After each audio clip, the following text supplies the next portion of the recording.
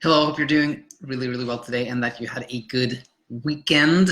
Actually, I meant to talk about this more, but not too much. But I want to sneak into that. Anybody who wants to work with me and have access to me all the time, and you have an iPhone, please download Bedtime with a Y.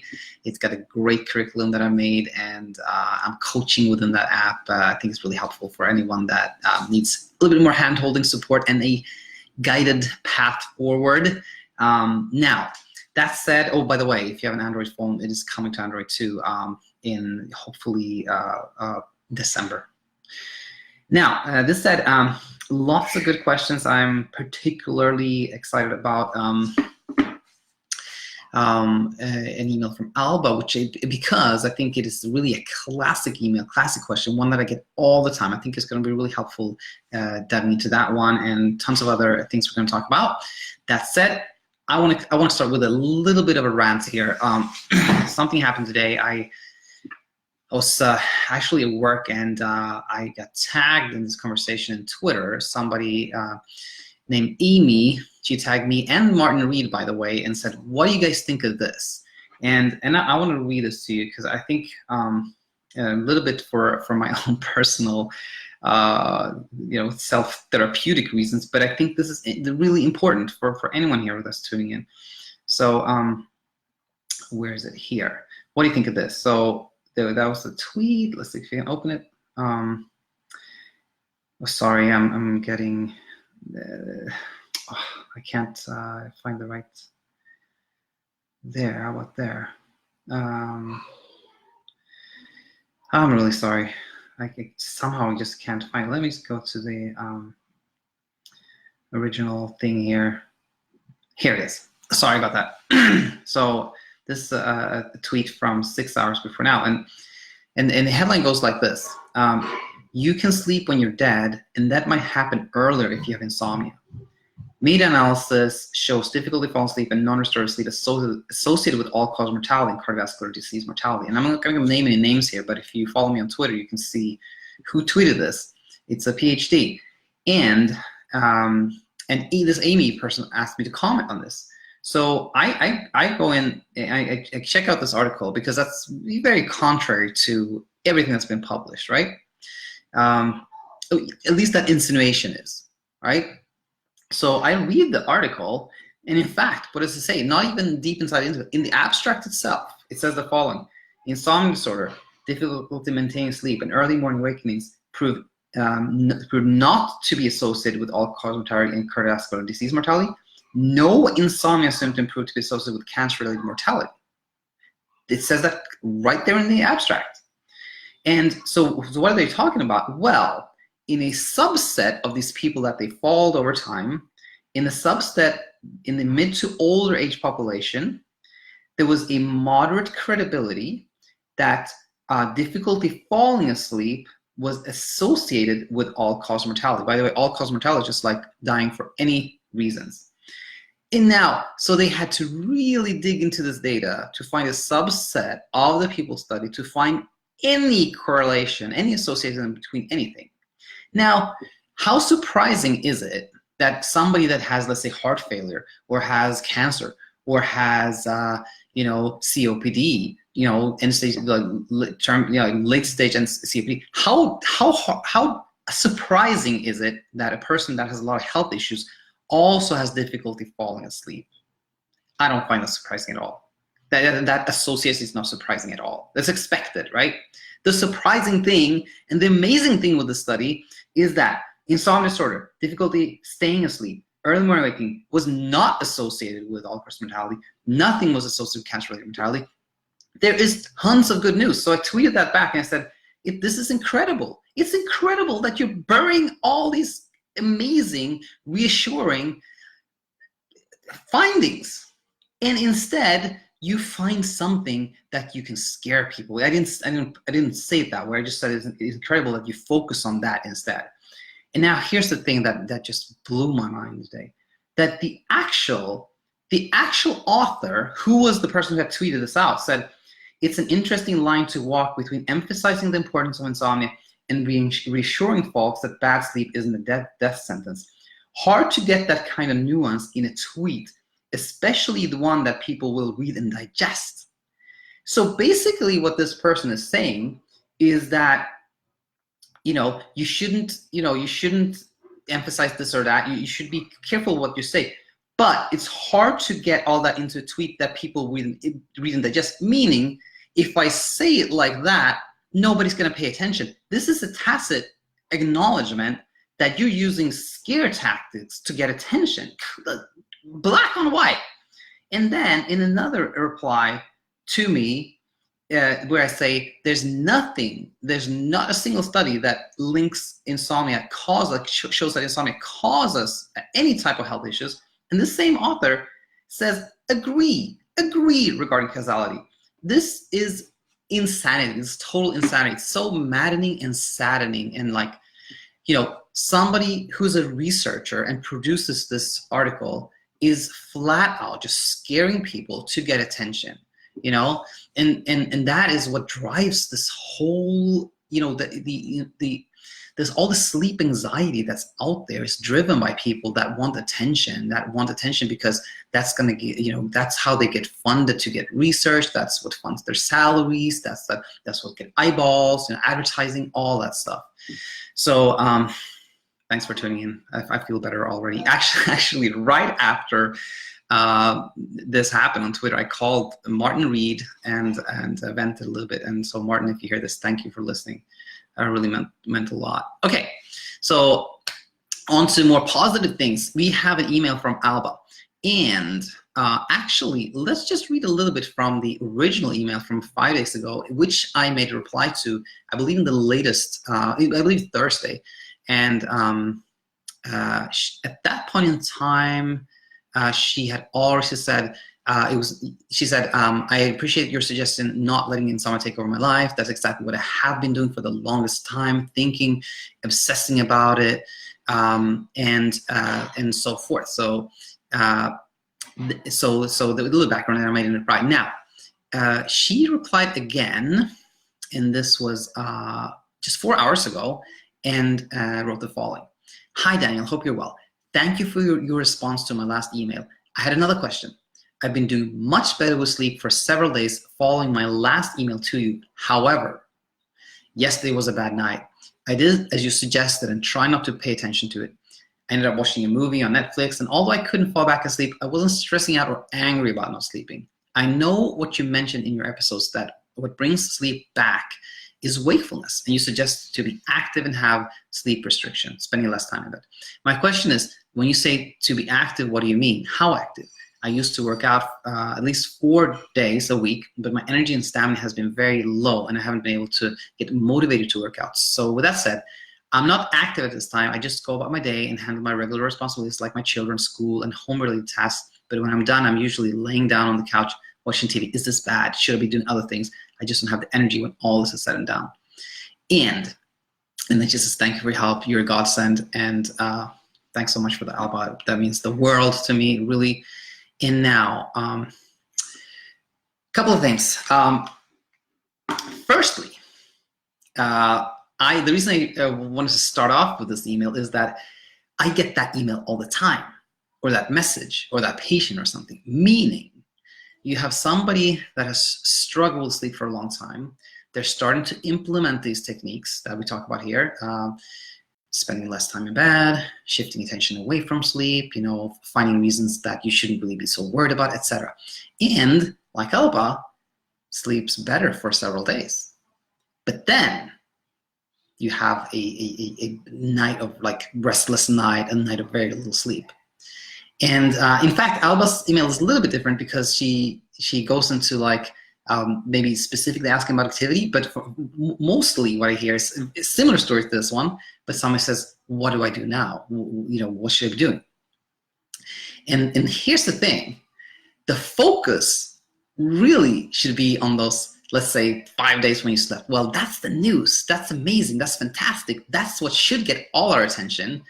And yet, of course, I mean, this is totally natural, Alba, and everybody else tuning in here. That's completely natural that you're like, but then this happened, so what do I do now? But if this happens, and by the way, I didn't do my usual disclaimer, which I'm doing now. Nothing is medical advice here, just me sharing general advice that I hope will help everybody here. What we should be doing is really focusing on those nights you actually slept well. Like just thinking about it, telling people about it, just writing it down, and that really builds sleep confidence. And now, what's so nice here is that when you slept better and then you have like something of a setback, well, you know what? That setback is now the outlier. Now you have a baseline that's actually, sleeping pretty good. And so what I want to convey here is always that positive thing, that things have gotten better, which is we should celebrate, and that's amazing. And in the general, I think this applies to anyone, including like someone in your situation, Alba, is that in fact, if I just finished this reply here by saying, just do exactly what you're doing this last few days, don't change anything. That alone is that's the most important thing. That's the most important thing, because when you treat this outlier as kind of a hiccup, you don't pay attention, then you get back on track. And here's something that I'm going to be talking more and more about.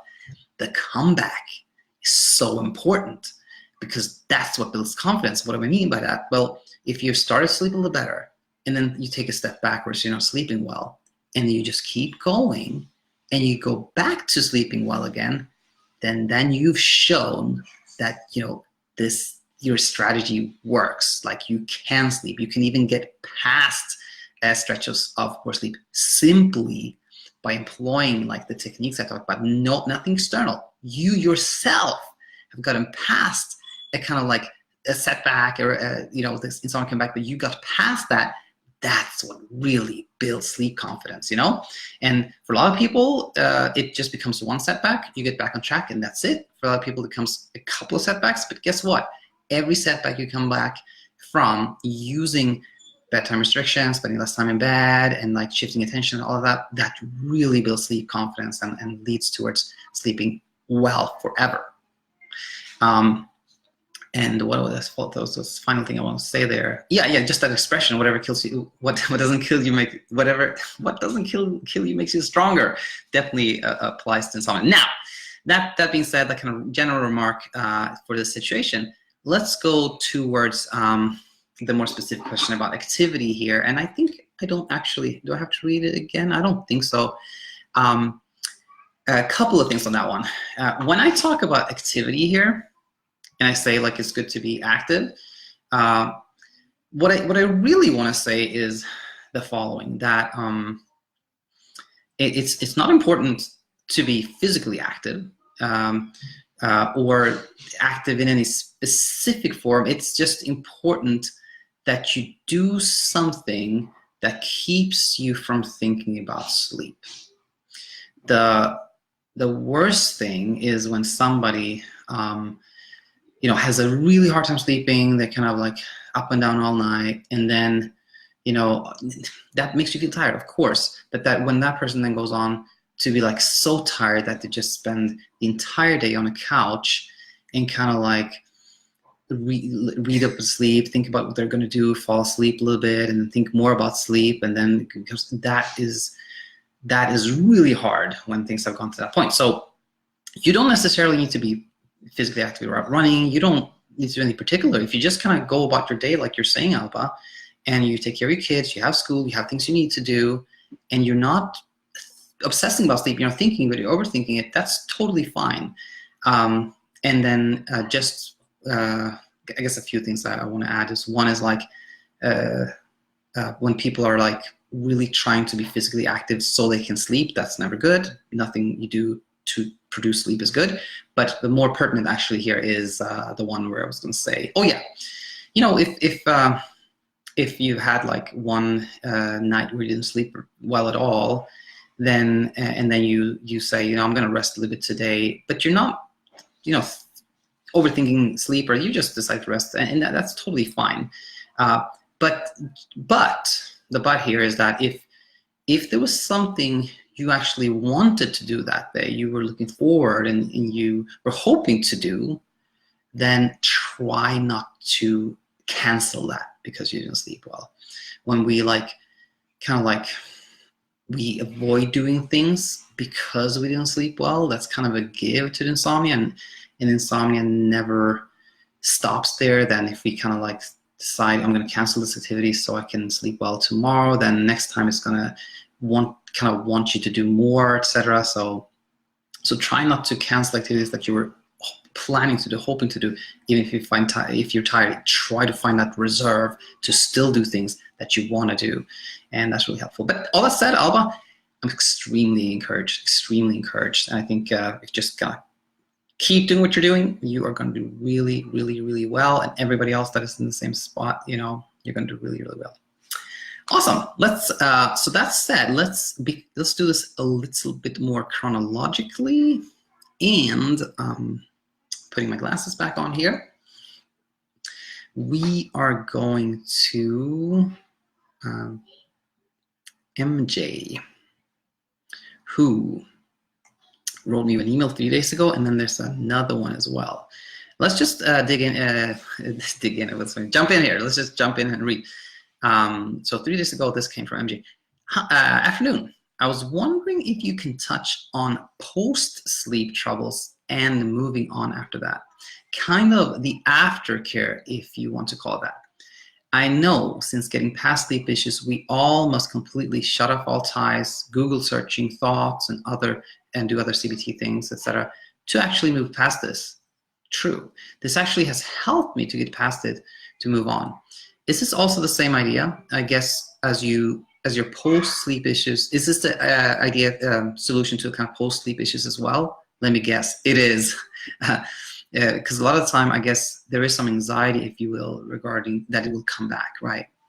I can go on and on regarding the what-if scenarios. I think you know what I'm talking about. During, say, the next job assignment or on vacation, I'm considering going to Thailand in a couple months. Like I said, I think the question I'm asking regarding anxiety and thoughts regarding that. Could you please discuss this on your podcast? It would be much appreciated. And I think here's another one.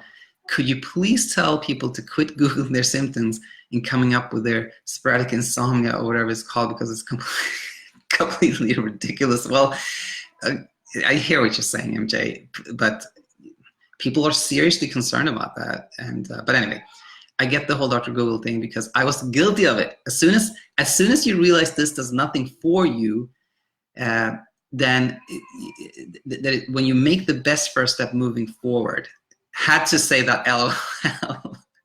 All right, MJ. Well, on behalf of MJ, quit Googling your symptoms and finding odd reasons for your insomnia, because MJ stopped doing that and did. But I think, yeah, I totally agree that like looking for the reason, Googling it, going on a story, it's not helpful. So yeah. Now that said, what if you have worked with like the CBTI techniques, mindfulness, education, behavior change, but the things I talk about here, what if you've applied those techniques and you're sleeping better on a baseline, but you still have that kind of like PTSD thing, you're still worried about what if it happens again? And it's interesting, I have a kind of a list of things that I'm going to talk about, and one of them is, on my list of things to talk about is the, what did I put there again? Oh yeah, the big one, and I picked this up from a podcast where Martin Weed was talking with Nick Wignall, and Nick was saying like a lot of people with insomnia are afraid of the big one coming back again, that kind of original, the original episode where you didn't sleep at all for like 3 days or whatever it was, that's going to come back. And so what to do? Well, I think you kind of said it, MJ. You have to kind of leave, like, the more you can leave that insomnia, leave that out of your life, the better. Now, typically I feel like when things are getting better, it becomes easier. As you said, like it becomes easier just at baseline, but then there could be such scenarios when there's, things are different and you become a little bit triggered again. And so what should you do? Well, I think one of the most important things is just to, when you have a sleepless night or a night of very little sleep, just remember that that happens to every single human being out there. Everyone has trouble sleeping at times. And when something is stressful, then it is a completely normal reaction not to sleep well. In fact, if somebody said, I'm moving to this place and I'm starting a new job and I think it's going to be a high stress job, and then said, but I sleep great, then that sounds off. Or even, let's use another example, like if the dog that you loved had an accident and died, and you were like, I slept perfect, then it'd be like, that's not right. Something is off, you know? So again, the reaction of not sleeping well under certain circumstances, kind of stressful circumstances, that is normal. Everyone has that. If that happens to you, it does not mean that insomnia is back, you know? And again, that's part of not reacting. And I want to sneak one more thing in here, which is if you're someone that travels a lot, because this I feel happens quite a lot, is somebody gets to a point where they sleep pretty good at home, but whenever they travel, they're not sleeping well. I think there are a couple of things, to do there. One of them is to accept that you cannot control sleep. So you can't say, okay, I'm going to be traveling, so therefore I have to do this and this and that so I sleep well. That is counterproductive. You can't do that. But what you can do is kind of the CBT thing with exploring beliefs and things of that nature. Meaning the air is the same wherever you stay. It's not the bed. Doesn't matter. It's all the anticipation that causes insomnia. But how can you reverse that? Well, you can find evidence that is kind of contrary to your expectation and belief, meaning you find the outlier. You find that time when you were traveling for work and it was stressful and you actually slept good. Or you find the other outlier where things were normal at home and you actually didn't sleep well that night, which shows you that the trigger, if that is traveling, if it's job related, if something kind of a recurring trigger, and you find that outlier, it can show you that you don't have to sleep poorly even though you're traveling, for example. And just knowing that, just realizing that, just finding that outlier can just help reducing that expectation that you're not going to sleep well and the stress of that, and that could be really, really helpful. MJ, hope that was good. And in fact, there was I told MJ I was going to a reply here, and MJ said, along with my email yesterday regarding, I guess, the anxiety part of what I want to call it regarding a person's next work assignment or vacation. That my reply before was very timely, actually, or whatever. I can't remember the whole email I sent yesterday, but mostly the aftercare. Could you also include a talk on relapse as well? I guess the answer to that is absolutely doing nothing. Continue. Yeah, right. Also in your podcast, you mentioned about nighttime activities prior to sleep, either doing enjoyable things, watching TV. You should always have a set get-up time roughly every morning and not worry about your bedtime, right? Because we should go to bed when we're sleepy, right? What happens if you get out of town till very late? Is the person still set up to get up at the same time roughly, or can that be adjusted? Yeah, very good questions. Very good questions all here. I think in terms of the aftercare, kind of cover that already. I want to say if you've had trouble sleeping and then at some point later on in life, you get 1 or 2 sleepless nights and you try not to react, try not to do anything, and then you still end up having more and more trouble sleeping. Try as long as possible not to react, not to do anything, but you can always come back. You can always come back to this channel or go back to wherever that place was where you found, you can always go back to doing what you did to get past insomnia the first time and just do it again and find that confidence knowing that I've gotten through it and I can do it again. And as I spoke about before, that the comeback thing, hopefully once you've gotten past insomnia, you never have it again. And I believe that chance is very good because when you understand insomnia, it's less likely to come back. But that said, the comeback is important. If you have another stretch of trouble sleeping at some later point in your life and you use the same techniques you used to get over the first one, that will build even more sleep confidence. Hopefully it never happens, but if it happens again and you get past it again, gives you even more confidence. You can do the third time if that happens, which it very, very likely won't. So another question here is, let's say if you are, you're out of town and you're out with friends and you stay up very, very late, what are you supposed to do? The first thing with that is, and I've gotten this question a couple of times before, the first thing I want to say here is that the fact that you're out until late hours with your friends or doing whatever it is that you're enjoying that time, that's fantastic. That's amazing. That shows confidence. I'm super happy to hear that, because that shows that you're not staying inside because you're worried about not being able to sleep, and so that's good.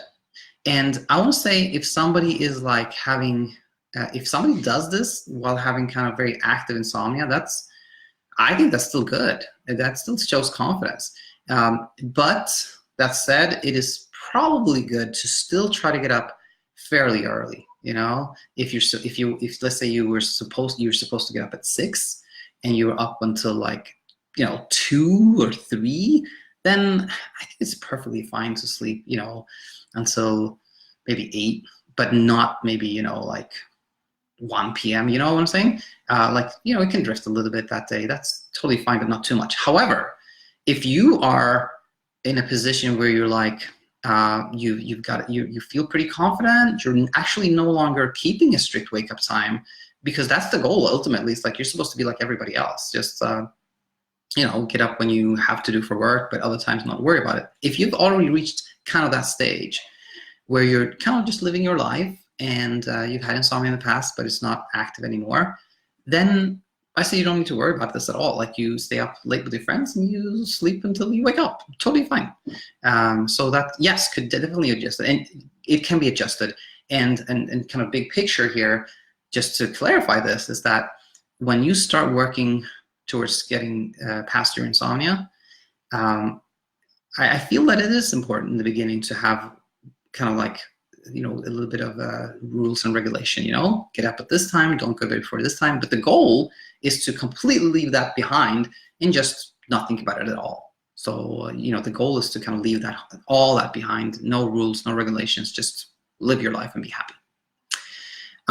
Cool. So that's sad. That was MJ. And I think in this email here, nothing more there. So we will move on to this other inbox here. And we talked about this already. And we talked about that. So we are going to move on to an email that came in 2 days ago from the Philippines. Vincent here from the Philippines. I've read Guy Meadows' book, watch and research a lot with insomnia, which I know is counterproductive, because to be able to sleep, you absolutely should do nothing. But I have 3 questions. 1, at night, sometimes I don't have feelings of anxiety, but my mind has a lot of thoughts and I can't sleep. What to do with that? Number 2, at nights that I have anxiety about sleeping, I do breathing exercises. What can I do about that? Number 3, is it possible that my circadian clock allows me to be awake 2 days before I sleep? Because I seem to notice this pattern, 2 days or no sleep or more. There was another email from Vincent. Let's take a look at that as well. I have read the books of Guy Meadows about ACT, acceptance and commitment therapy. When sleep anxiety thoughts and other thoughts appear in my head, I accept and observe it with non-judgment. But I imagine those thoughts developed tentacle and attack me. I have OCD. I think intrusive thoughts about how I can accept those thoughts when it's attacking me. Very sorry to hear this, and that whole, what you're describing as the thoughts are attacking me. It's like, oh, that definitely, I can feel kind of the anxiety when described in those words. But going back to the first email here, and a couple of things here. Yes, I definitely believe that like going out and Googling and researching is not good at all. That doesn't help anyone. Because to be able to sleep, we should do absolutely nothing. That is true, but and it's interesting. I think we'll talk about this in a second here. I have this discussion with Pexi, which I think is a really good one. Pexi always points out that you should do nothing, and that is true. But I think in the beginning, it is hard. It's hard to go from a point of like having a lot of trouble sleeping and then do nothing. So in the beginning, I think it is good to have like a plan or strategy, if you will. And I think the best thing is what I'm starting to call to sleep tight. Instead of calling it bedtime restriction or sleep restriction, I'm going to start calling it sleep tight, which means that you get up the same time every morning, let's say 6, and you go to bed not before, let's say, midnight, or you can decide I'm not going to check the time after 11 and then do whatever I feel is right, something like that. And I think that's really helpful. And we're going to keep that in mind as we go towards the specific questions here. Number one, at night I have this feeling of anxiety and I have a lot of thoughts and I can't sleep. What can I do with that? Well, the ACT that you mentioned, the acceptance commitment therapy, that's one way of dealing with that, which is, you're thinking like, I'm not going to be able to do my job tomorrow. And then instead of like reacting to that would be like, well, if I can't do my job, then what's going to happen and how can I sleep better so that doesn't happen. That's reacting to thought. But with ACT, you would instead say, okay, I'm not going to be able to do my job tomorrow. Whoa, I had this thought before. Talking with the thought or looking at the thought from the outside and say, yeah, I know you. I had you before, and you're a thought that comes every now and then, something to that effect.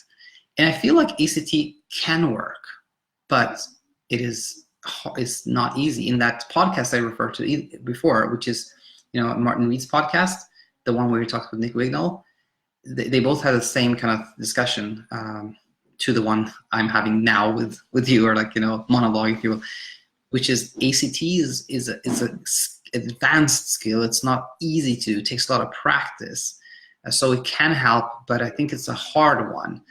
And so I think some more practical things that I think can be done here is a technique I learned from actually Nick Wignall, which is like the kind of intense journaling, I call it, which is you set off some time at, let's say, 6 p.m., 10 minutes, and you just like everything that you're anxious about, you try to get them on paper, like really get it out there, like every single thing, and then put that away.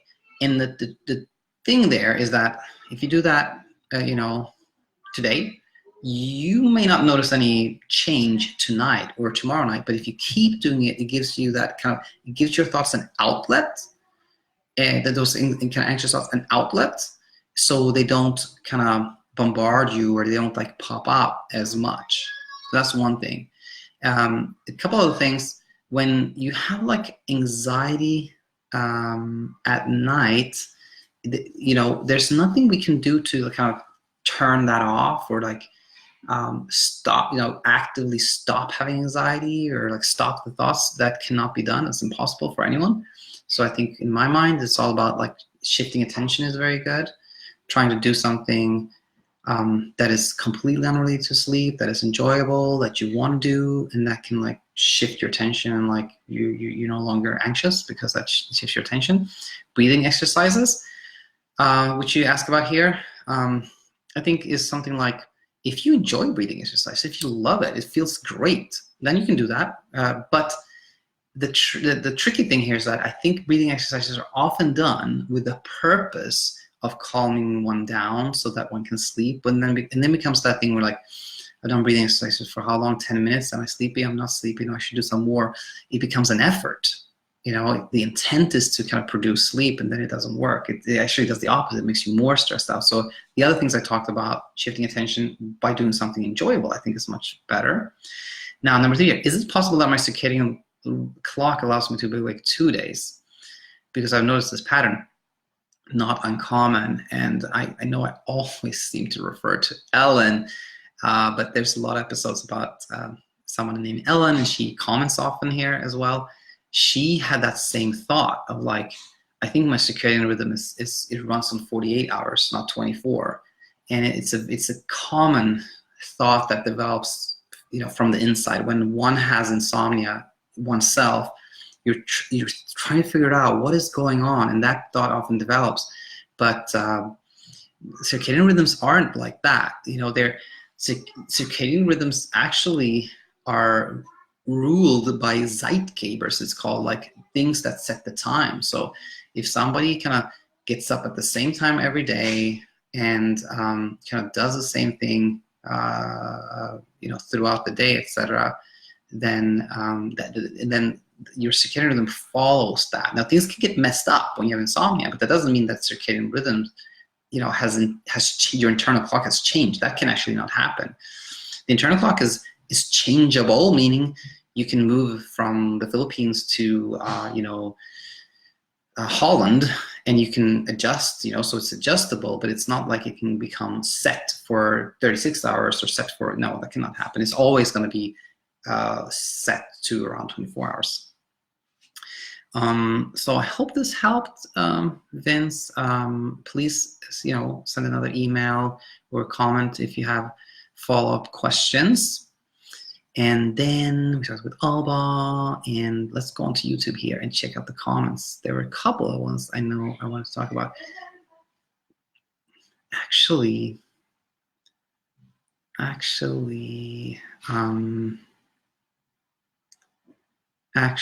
go back here. Katie, and I think I wanted to comment on this one real quick. Yeah, actually, this came in one day ago. This is from, I can't pronounce this. It's a comment on Insomnia Insight number 258 from Weiszsantosify. Nah, sorry, I am totally botching it. But anyway, and it just says, thank you so much, Daniel. And I think I talked about here, like that a bedtime routine. Well, just do something you enjoy. If you enjoy watching TV before bed, totally fine. Thanks so much, Daniel, because watching TV is my bedtime routine since I was a kid. I hope I can sleep like back then. And I just, the reason I wanted to include this was just to say, if you enjoyed watching TV as a kid and it's still something it's just pleasant, enjoy it, then that's great. But if you're thinking, if in your mind you're thinking, because I watched TV as a kid and I slept good, I'm now going to watch TV so that I can sleep good, then it's a sleep effort. There's something you're doing to try to produce sleep, and whatever we do to try to produce sleep produces insomnia. The opposite happens, because if you're like, I'm going to watch TV so I can sleep, then you're like, okay, I watched 10 minutes, I don't feel sleepy, maybe I should do some more, maybe I should change the channel, or how do I feel? I don't know, this is self-monitoring. But if you just enjoy it, I bet you will sleep like when you were a kid. And speaking of this, I want to add something from Alex, one who I communicated with in an email on really a separate topic, but he told me, like, he said something that's confusing is like, I know that if I play video games in the evening, I'm going to get so engaged that I'm going to stay up really late and have a hard time sleeping. Yes, if you know that it's not good for you to do this or that before you go to bed, use your common sense. Of course you shouldn't do that. But I've been talking a lot about lately about going to bed, you should do something that's enjoyable. Like, you know, I often use those examples, watching TV or checking Netflix show or something that you enjoy. Totally stand by that. But if there's something that you know is going to cause you to have trouble sleeping, then yeah, don't do it. Okay, now I'm feeling that there's a comment I'm missing, but I'm gonna double check my phone so I don't miss anything. So here is a comment from Jules VDV it's a comment on Insomnia number 46, and it's an episode on this familial and sporadic fatal insomnia. And the comment reads as follows: 4 weeks ago, I was super tired for a week and I slept super bad. But that went over the second week. But now for 3 weeks straight, I have this permanent lightheaded feeling, and it's harder to think straight, and thought processing is slower, and I'm really starting to worry. I really hope it's not something serious. Well, I want to say this, that whenever you're concerned about your health, then yes, of course, you should check with your doctor. When it comes to insomnia, feeling lightheaded, feeling kind of out-of-body experience, the kind of brain fog. You can't find your words. You know, you're confused. All this is very, very common. All that is very common. And whenever we react to trouble sleeping, meaning we're like, I feel I can't find my words, something must be really serious. Let me Google this and let me find out what's going on. Oh, could it be this? Maybe it is. Maybe it's that. What if it's that? And then you can sleep even worse. Now this is really getting out. It's worse now. It's worse, you know, if we don't react, if we just like, okay, I'm not gonna Google this or try to search for it. I'm just gonna get up the same time every day. I'm gonna not go to bed early. I'm not gonna do anything like that. Then typically the less attention it gets, the better things go. I just want to kind of sneak that one in there. Jules, hope it helps you and that you sleep better and feel better. And here, what is this? Sorry. That was not a comment. And then, oh yeah, we have this one, which I remember. This is DreadtheDays, 15 hours ago, said this. We have sporadic familial insomnia. My father just died at age 59. It's very scary. I'm currently on trazodone. I have severe hives. Both sides of my family have sporadic episodic with the onset of mania and bipolar for most women and women, both. As a note, they said my grandmother had safe insomnia. She actually only sleeps about 3 hours a night, but she's in her late 80s. My father's body began to attack him, and that mixed with the abuse of downers and bouts of dementia that eventually killed him. I noticed that a lot of people who take downers but suffer from long-term bouts of insomnia seem to have severe paradoxical medical reactions. I wonder if there's a correlation here.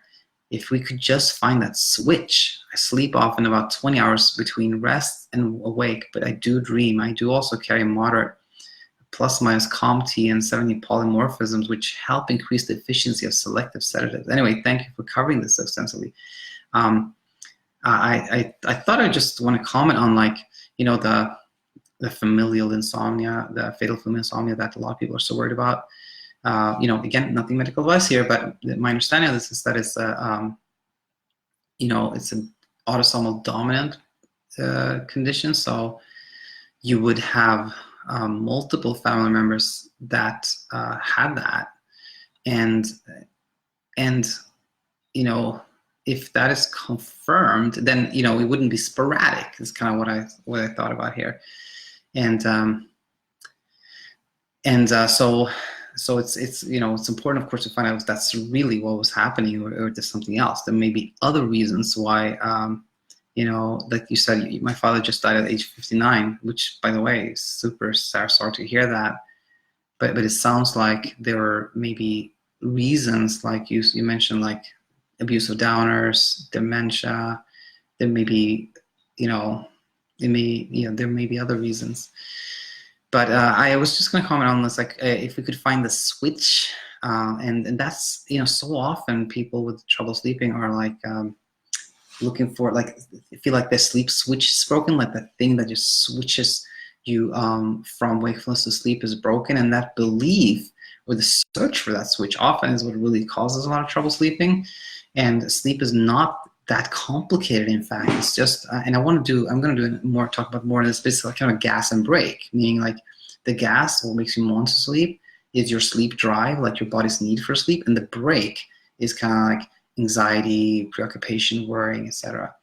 And if we have, let's say, both, we're both sleepy, we need to sleep, but we're also anxious, then, you know, you get this kind of like in and out, like very superficial sleep. If you have no gas, we're not sleepy, and we're stressed, then you're not going to sleep for sure.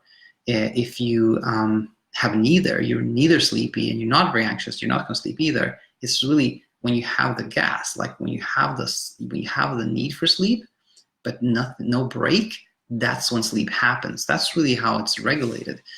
And finding like the gas is really about like spending less time in bed and staying awake for maybe 17 or 18 hours, something like that.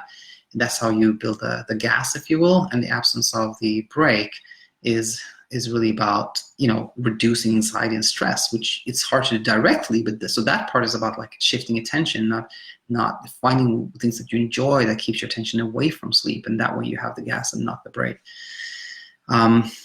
All right, so let's go over here to, because I feel there was a specific comment that I am totally missing. And I've missed out on commenting on things before because I couldn't find the comments. And now my phone is acting up, but there you go, that's better. So I'm gonna look at a different way on my phone to look at comments. And here we are. And let's see here. I believe this was actually a comment from Steve-O. Oh, there. Is it here? No. Is it here? Yes. All right. No, it was not that one. Oh, I feel like I'm missing out on this, but there was somebody who described this feeling of like feeling that something is really bizarre because I don't feel sleepy at all, and I can't find it. I can't find that comment. Oh, maybe here. Let's check this one. No, that's not the one.